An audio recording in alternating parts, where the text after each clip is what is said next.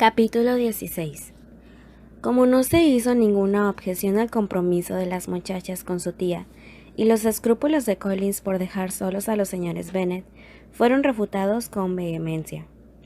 El coche lo condujo temprano a Meryton, en compañía de sus 5 primas quienes, al entrar en el salón, tuvieron el gusto de saber que el señor Wickham había aceptado la invitación de los tíos y se encontraba ya en la casa. Después de que todos se hubieron instalado en el salón, Collins se dedicó a contemplar cuanto le rodeaba, y quedó tan sorprendido por las dimensiones y el mobiliario de la habitación, que declaró que por un instante se había sentido como en el comedor de verano de Rosings, comparación que en realidad no causó mucho entusiasmo. Sin embargo, en cuanto la señora Phillips supo lo que era Rosings y quién era su propietaria, y cuando hubo escuchado la descripción de uno de los salones de aquella espléndida mansión, teniendo noticia de que solamente la chimenea había costado 80 libras, se sintió gradamente halagado por el cumplido de Collins, y se hubiera sentido honrado incluso si se hubiera comparado su habitación con la del mayordomo de Bourke. A continuación, Collins escribió las grandezas de Lady Catherine y de su mansión, con ocasionales paréntesis en los que alabó su humilde abadía y mencionó las mejoras que él había realizado, hasta que los otros caballeros se le unieron, encontrando en la señora Phillips una interlocutora muy atenta, decidida a elevar su opinión de la persona y resuelta a repetirlo todo ante sus vecinas, a la primera oportunidad. Por su parte, las muchachas, que no se encontraban lo suficientemente cerca como para escuchar a su primo, no tenían otra cosa que hacer sino ansiar tener a la mano algún instrumento musical o examinar las insignificantes imitaciones de porcelana que había sobre la chimenea, por lo que la espera se les hizo muy larga. Por fin llegó el momento en que los caballeros se aproximaron, y, al entrar Wickham en la estancia, Lizzie reconoció en ella misma que ni antes, cuando lo vio, ni después había pensado en él con mucha admiración. Los oficiales de la guarnición gozaban de mucho prestigio, y lo mejor de ellos se encontraba en aquella reunión. Pero la verdad era que Wickham era tan superior a los demás en aspecto, modales y manera de moverse, como ellos resultaban superiores comparados con el motefluvio de tío Phillips, quien, oliendo a vino de Oporto, había entrado tras ellos al salón. Wickham se convirtió en el dichoso varón a quien se dirigían todas las miradas femeninas, y Lizzie fue la feliz mujer junto a la cual acabó por sentarse, entablando al instante una conversación muy grata con ella, aunque solo fuera para referirse a la humedad de la noche, y vaticinar que se avecinaba una temporada muy lluviosa. Sin embargo, aquello le hizo pensar a Lizzie que aún los tópicos más triviales o más gastados pueden resultar muy interesantes en boca de un buen conversador. Ante rivales como Wickham y los otros oficiales, que le disputaban la atención de las jóvenes, Collins pareció hundirse en la insignificancia.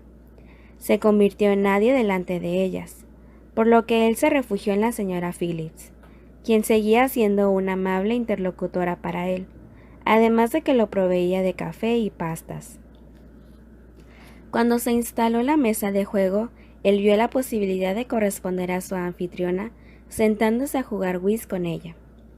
«Conozco poco este juego por ahora», dijo, «pero me gustaría progresar en él, habida cuenta de mi situación en la vida». La señora Phillips se encontraba a gusto con él, pero no llegaba a comprender sus comentarios. Wickham no jugaba al whist, pero fue recibido con deleite en la mesa donde se encontraban Lizzie y Lydia. Al principio parecía que Lydia iba a acaparar su atención, pues ella tenía más capacidad de palabra, pero como también era muy aficionada a la lotería, pronto acabó interesándose solo en el juego, mostrándose embelesada con las apuestas y soltando exclamaciones, por lo que no se hallaba en condiciones de prestar atención a nadie. A causa de esto, Wickham, sin dejar de prestar atención al juego, quedó en libertad de departir con Lizzie, quien estaba en la mejor disposición de escucharlo, aunque no esperaba que le contase todo lo que ella deseaba escuchar, y en especial la historia de su relación con Darcy. aunque no se atrevió a mencionar el nombre de dicho caballero. Pero su curiosidad quedó satisfecha de manera inesperada, pues fue el propio Wickham quien abordó el tema. Preguntó qué distancia había de Meryton a Netherfield, y tras recibir la información volvió a preguntar, con cierta inquietud, cuánto tiempo hacía que se encontraba allá el señor Darcy. Poco más o menos de un mes, fue la respuesta de Lizzie, y como no quería dejar ese tema, añadió, creo que posee varias propiedades en el condado de Derby. Así es, contestó Wickham. Él es dueño de una estupenda propiedad, y su renta asciende a 10,000 libras anuales. No podría usted encontrar a alguien más enterado que yo de su vida, porque he estado relacionado con su familia desde la infancia. Lizzie no pudo menos que mirarlo con sorpresa. No me extraña que mi afirmación le sorprenda, señorita Bennet, después de que seguramente se dio cuenta de la frialdad de nuestro encuentro de ayer. ¿Tiene usted mucha relación con el señor Darcy? Toda la que deseo tener, respondió Lizzie con displicencia. He pasado 4 días en la misma casa en que se hospeda, y la verdad considero que es un hombre muy desagradable. Yo no tengo derecho a dar una opinión, dijo Wickham, respecto de si es agradable o no. Soy la persona menos indicada para juzgarlo, pues lo conozco desde hace demasiado tiempo como para constituirme en juez imparcial. Pero creo que su opinión sobre él resulta sorprendente, y tal vez no la externaría con tal sinceridad en otras circunstancias, pero aquí está usted en familia. Le aseguro que diría lo mismo en cualquier lado, menos en Netherfield. Todo mundo se encuentra disgustado por el inmenso orgullo de ese caballero. Creo que no encontraría usted a nadie que hable favorablemente de él. Tras una breve pausa, Wickham dijo, no puedo negar que lamento el hecho de que él, o cualquiera otra persona, no sea estimada más de lo que corresponde a sus méritos. Pero con él eso no suele ocurrir. La gente queda deslumbrada por su fortuna o su influencia, además de que se atemoriza ante sus imponentes y altivos modales, y entonces sucede que los demás lo ven como él quiere ser visto. Yo solo lo he tratado superficialmente, pero lo tengo por persona de mal genio. Wickham se limitó a sacudir la cabeza. Me gustaría saber, dijo, si permanecerá por mucho tiempo en este condado. Lo ignoro, dijo ella. Cuando estuve en Netherfield no escuché nada acerca de su estancia o su posible partida. Supongo que el que Darcy se encuentre en la vecindad no afectará sus planes de quedarse en la guarnición. No, de ninguna manera me marcharía, yo por el hecho de que el señor Darcy está aquí. Si él prefiere evitar verme, que tome la iniciativa de partir. Ciertamente nuestra relación es buena, y me siento molesto al haber tropezado con él, pero tengo otra razón para evitarlo, y esa la puedo proclamar ante todo el mundo. Él cree haber sido muy maltratado, y siente de alguna manera que yo tengo que ver con su manera de ser. Su padre, señorita Bennet, el señor Darcy, fue el mejor hombre que ha existido, y el mejor amigo que yo he tenido. Y es por eso que me sucede que no puedo hablar con Darcy sin que me asalten una gran cantidad de recuerdos tiernos, pero al mismo tiempo dolorosos para mí. Su conducta para conmigo ha sido escandalosa, pero confieso sinceramente que olvidaría cualquier cosa suya, menos el haber frustrado las esperanzas de su padre, y con ello lastimado su honra. Para Lizzie, el asunto había adquirido un gran interés, y escuchaba con gran atención, pero como percibía que se trataba de algo muy delicado, no se atrevía a preguntar de más.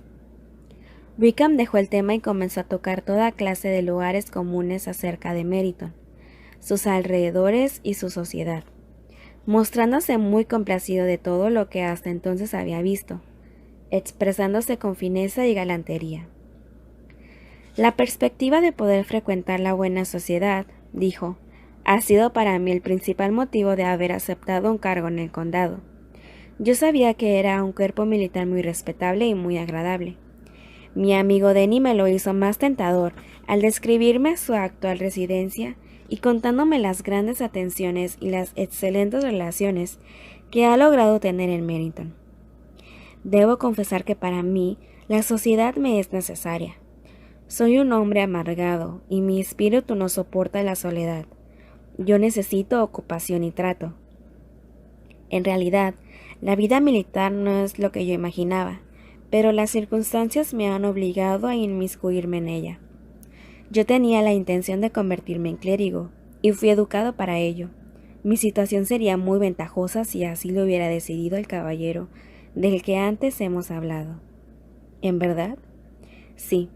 El difunto señor Darcy me había legado la primera vacante del mejor beneficio eclesiástico que hubiese en sus dominios. Él era mi padrino, y me quería entrañablemente. Yo jamás haré bastante justicia a su bondad. Él proyectaba ayudarme, y creyó haberlo hecho, pero cuando se produjo la vacante del beneficio, este fue dado a otro. —¡Cielos! —exclamó Lizzie—. ¿Pero cómo pudo ser eso?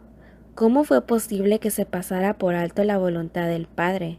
¿Por qué no acudió usted a la justicia?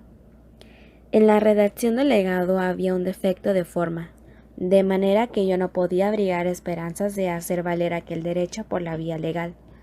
Es de considerarse que un hombre de honor no hubiera dudado de la intención, pero Darcy prefirió dudar, o tomarlo como una simple recomendación, sujeta a muchas condiciones, y terminó diciendo que yo había perdido todo derecho por derrochador e imprudente, lo que no tenía ningún fundamento. El beneficio quedó vacante 2 años, y aunque yo tenía edad para ocuparlo, finalmente fue dado a otro. Yo no me puedo considerar culpable de haber hecho algo para perderlo. Es cierto que tengo un temperamento voluntarioso. Soy indiscreto y tal vez haya sido demasiado sincero al externar mis opiniones respecto de él. ¿Acaso ante él mismo? Pero no puedo recordar nada realmente reprobable en mi conducta. Pero el hecho es que somos personas muy diferentes, y él me odia. Eso es algo en verdad horrible. Ese hombre merece ser desacreditado en público. Estoy seguro de que eso sucederá tarde o temprano, pero no seré yo quien lo haga. Mientras no logro olvidar la gentileza de su padre, no seré yo quien lo ponga en condiciones comprometidas. Lizzie elogió tales sentimientos, y desde ese momento encontró a su interlocutor más guapo y encantador. Pero, dijo ella tras un silencio, ¿qué puede haber dado motivo para eso? ¿Qué pudo haberlo inducido a obrar con tanta crueldad? Una aversión firme y absoluta hacia mí, de la que no puedo encontrar más explicación que celos. Si el difunto señor Darcy me hubiera querido menos, tal vez su hijo me habría tolerado mejor, pero el extraordinario afecto de su padre hacia mí fue motivo de gran molestia para él, seguramente desde muy temprana edad. No tenía carácter para hacer frente a aquella especie de competencia en la que sin querer nos encontrábamos, y a la preferencia que su padre me dispensaba a menudo. Aunque Darcy nunca me ha gustado, no imaginaba que fuera tan malvado. No hubiera pensado tan mal de él. Yo tenía la impresión de que él despreciaba a la gente en general, pero no sospeché que pudiera llegar a una malignidad vengativa de ese tipo, a esa falta de justicia y de humanidad, dijo Lizzie, y tras unos minutos de reflexión, añadió. Recuerdo que un día, en Netherfield, él se jactaba de lo implacable de sus sentimientos, y de tener un carácter inflexible, incapaz de perdonar. En verdad, debe tener un temperamento terrible. Yo prefiero no calificarlo, replicó Wickham. Me resulta difícil ser justo con él. Lizzie guardó un silencio reflexivo y luego exclamó. Tratar de semejante manera al ahijado, al amigo, el favorito de su padre, y podría haber añadido, sobre todo en contra de un joven como usted, cuyo solo aspecto revela su amabilidad, pero se limitó a decir, y a uno, además, que sin duda fue su compañero de juegos en la infancia y al parecer su amigo íntimo. Él y yo nacimos en la misma parroquia, pasamos juntos la mayor parte de nuestra juventud, viviendo en la misma casa, participando en los mismos juegos de la infancia y, según creo, siendo objeto de los mismos cuidados paternales. Mi padre comenzó ejerciendo la misma profesión que su tío, el señor Phillips, pero tuvo que abandonarla para ponerse a disposición del señor Darcy, consagrando su tiempo al cuidado de su hacienda de Pemberley. El difunto señor Darcy lo estimaba mucho, lo consideraba su mejor amigo y confidente. Por eso, poco antes de fallecer mi padre, le prometió que cuidaría de mí, y estoy seguro de que lo hizo tanto para pagar una deuda de gratitud como por afecto hacia mí. ¡Qué extraño!, exclamó Lizzie. Me asombra que el mismo orgullo del señor Darcy no lo haya inducido a ser justo con usted, sino por otro motivo, al menos por ser lo suficientemente soberbio como para ser honrado, ya que su proceder no podría calificarse de otra manera, sino como falta de honradez. En efecto, es algo bastante raro, dijo Wickham, porque el orgullo es algo que se revela en todas sus acciones, y el orgullo ha sido siempre su mejor amigo. El orgullo ha estado siempre unido a la virtud, más que cualquier otro sentimiento. Pero en nuestro caso, ninguno de los dos tomó en cuenta la naturaleza de su carácter, y en su conducta para conmigo hubieron impulsos más fuertes que el orgullo. ¿Es posible que un orgullo tan desastroso pudiera dar lugar a un bien? Sí, el mismo orgullo con frecuencia lo ha llevado a ser generoso, a ser magnánimo con su dinero, a mostrarse hospitalario, a ayudar a sus arrendatarios, a socorrer a los pobres. Se trata del orgullo de familia, orgullo del hijo, porque si de alguien está orgulloso es de lo que era su padre. Eso lo ha llevado a obrar de manera generosa, siempre con el propósito de hacer notar que no desmerecía a su familia, que no demeritaba la fama ni perdía la influencia de la casa de Pemberley. Ese ha sido su principal motivo de acción. Tiene también una obsesión fraternal que, unida a una leve manifestación de cariño, lo ha convertido en solícito y responsable tutor de su hermana. Más de una vez podía usted escuchar que él es el mejor hermano que pudiera haber. ¿Qué clase de muchacha es la señorita Darcy? Él sacudió la cabeza. ¿Qué más quisiera yo que decir que se trata de una muchacha amable? Me da pena hablar mal de un Darcy. Cuando niña, era muy afectuosa y complaciente, y sentía un gran afecto por mí, y yo respondía de la misma manera, dedicando muchas horas a su entretenimiento. Pero en la actualidad no representa nada para mí. Se trata de una muchacha bella entre los 15 y 18 años de edad, y creo que posee una esmera educación. Desde la muerte de su padre ha residido en Londres, en compañía de una señora que cuida de su educación. Tras muchas pausas y muchos intentos de abordar otros asuntos, Lizzie no pudo impedir volver de nuevo al primer tema, diciendo: «Estoy asombrada de la amistad de Darcy con el señor Bingley. ¿Cómo es posible que éste, que parece el buen humor en persona, y que es, por lo menos yo así lo creo, automáticamente amable y sincero, pueda ser amigo de semejante hombre? ¿Cómo pueden avenirse el uno del otro? ¿Conoce usted al señor Bingley?» «No, en absoluto. Pues él es un hombre encantador, afable y complaciente.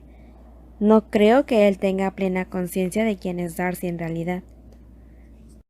Probablemente lo ignore, pero también sucede que Darcy puede mostrarse agradable cuando lo conviene, y no le resulta difícil mostrarse como un compañero solidario si piensa que el objetivo vale lo que invierte en ello.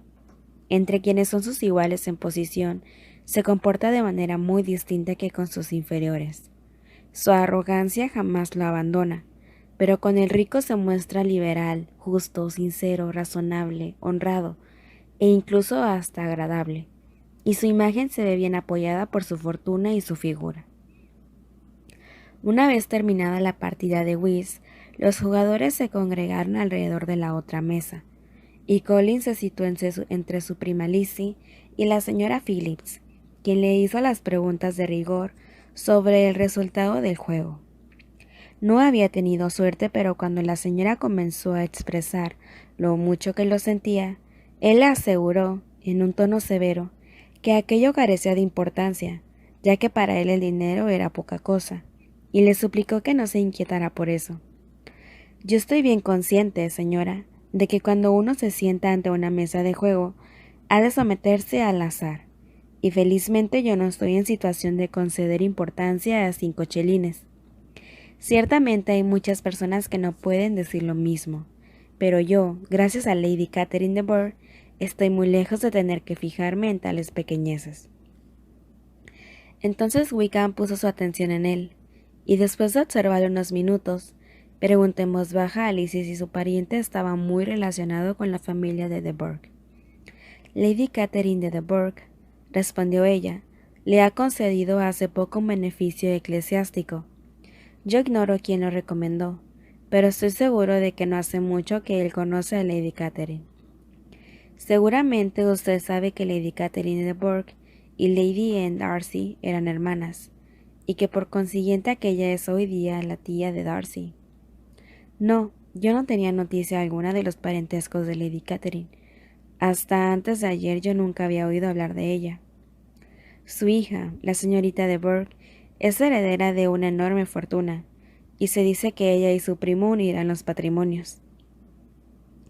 Esta noticia le hizo gracia a Lizzie, acordándose de la señorita Bingley y entendiendo que sus pretensiones eran vanas, incluyendo las alabanzas que dirigía a su hermana y los elogios hacia él, pues resultaba que él estaba destinado a otra.